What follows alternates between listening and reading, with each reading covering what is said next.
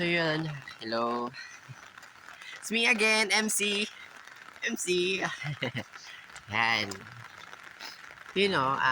Ngayon ko lang na-realize na grabe pala no, kaya pala yung mga mayayaman nag-i-invest ng sobrang laking halagang pera para lang sa personal develop nila, para sa knowledge nila.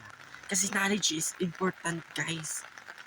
Yes, knowledge is important. The more na mas marami kang knowledge, unti-unti ka nag-grow eh. Unti-unti mo nalalaman kung yung anong gagawin mo, magiging pathway mo, magiging lines mo sa mga goals mo.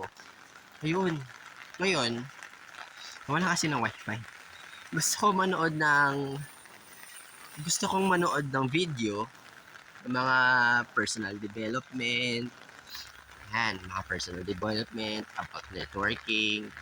So mag-aral kasi nga anong masasabi ko sa mga taong magtitiwala sa akin? Ay, ito, ganito pala tong tao na to. Ayoko dumating sa point na ganun. Kaya, starting now, kailangan kong magpalakas, kailangan kong gumaling.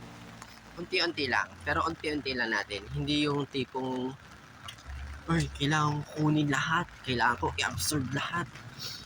Hindi ganun. Tipong yung kahit unting words lang na pumasok sa isip ko, yung mga sinasabi ng mga mentors ko sa YouTube.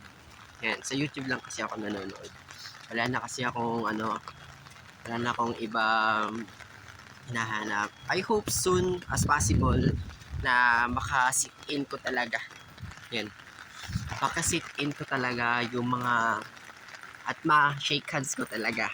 Yung mga mentors na alam kong makakatulong sa akin, alam kong mag-build up ako.